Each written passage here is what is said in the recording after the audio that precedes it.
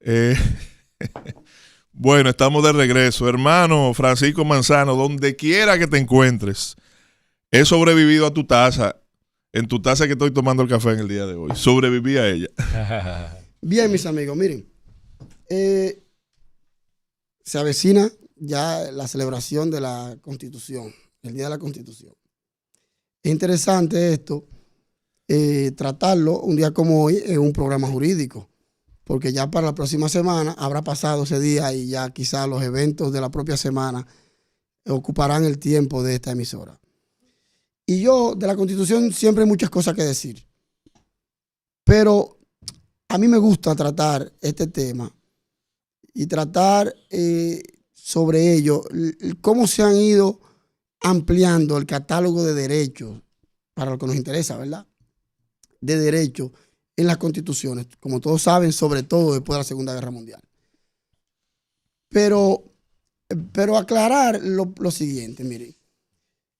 Desde la Constitución de 1215 fueron reconocidos derechos. Fueron reconocidos derechos a las personas, ciertos derechos individuales. Obviamente no los derechos que tenemos ahora reconocidos por las constituciones modernas. Digamos que en la Constitución de 1215, si no mal recuerdo, hay un derecho interesante que se le reconoció a la mujer, por ejemplo, preservar sus bienes y no estar obligada a casarse después de enviudar. Eso era un logro en 1215. Estamos hablando de principios del siglo XIII. Eso era un logro. Derechos como el derecho a heredar, el derecho a que tus hijos sucedan tus bienes. Fíjense que las conquistas de ese siglo en nada se parece a la conquista que posteriormente, en siglos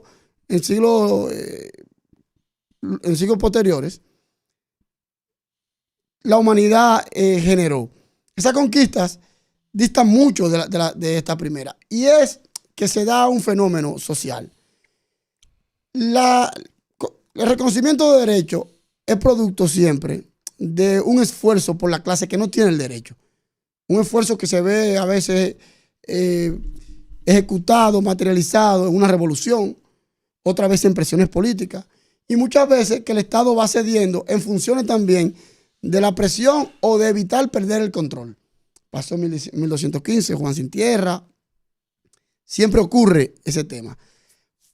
Pero yo quiero hablar en todo ese proceso de la dignidad humana como principio de transversal y que fue recogida y que ha sido recogida actualmente por la Constitución y cómo ese principio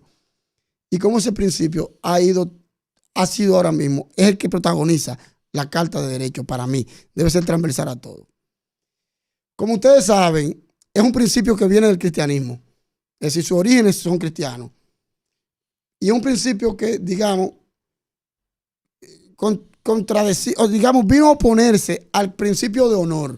Porque el principio de honor, si bien parecido al de dignidad humana, implica a que tiene que ser respetada tu intimidad, tu buen nombre y todo lo demás, estaba dado para aquel que era honorable, aquel que podía ser titular de ese honor.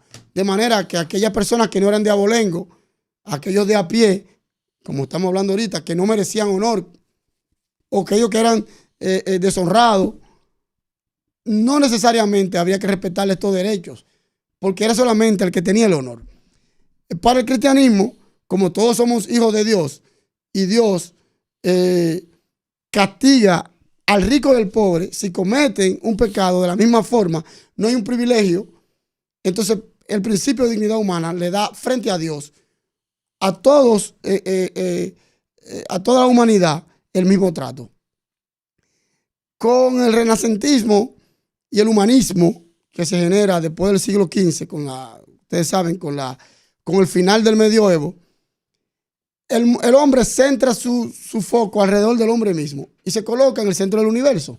Y ya, despegándose un poco del dogma y de que todo es la fe y todo es Dios, el concepto muta un poco y dice, bueno, yo estoy de acuerdo, pero ahora hay que verlo como que toda persona merece ser tratada igual frente a la otra persona.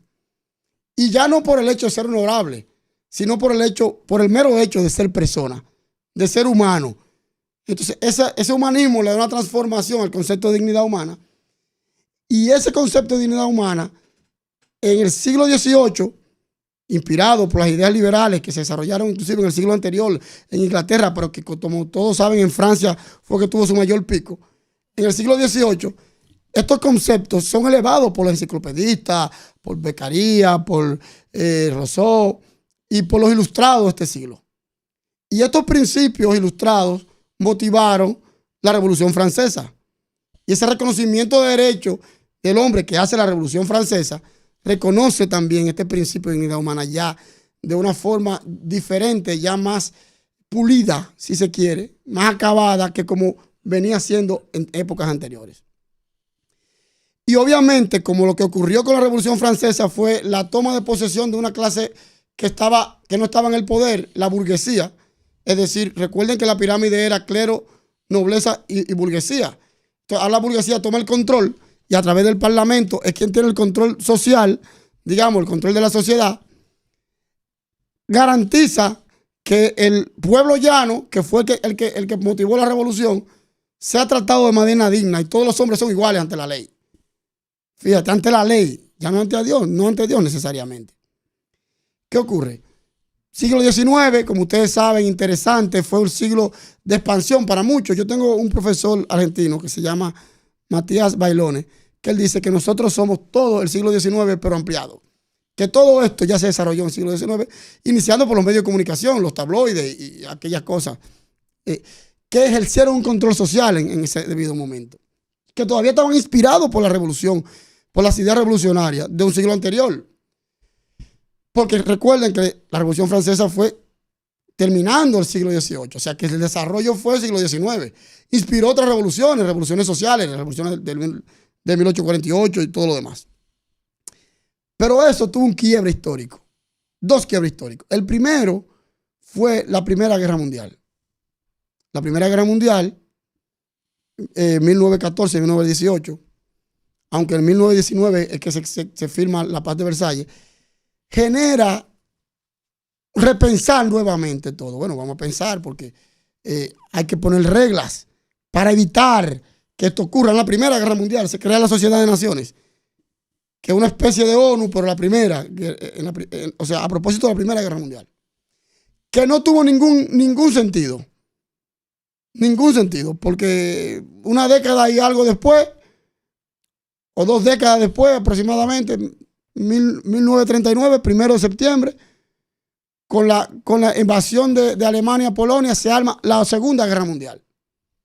Señores, y aquí es que tuvo el quiebre de la humanidad. El ser humano empezó a ver las cosas de un cristal distinto después de la Segunda Guerra Mundial.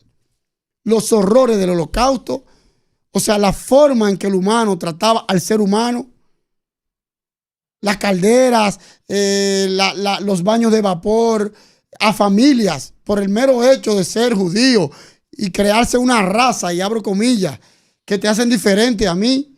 O sea, todo ese horror que ocurrió en la Segunda Guerra Mundial, cuando el ser humano no era tratado como ser humano, hizo repensar nuevamente a la humanidad si el principio de dignidad humana realmente era mero romanticismo o estaba calándose y le imponía a los estados. Es por eso que después nace entonces las Naciones Unidas y la Declaración Universal de los Derechos Humanos. Y aquí, si bien algunas constituciones, y vuelvo al 1215, y posterior a eso, constituciones, sobre todo británicas, y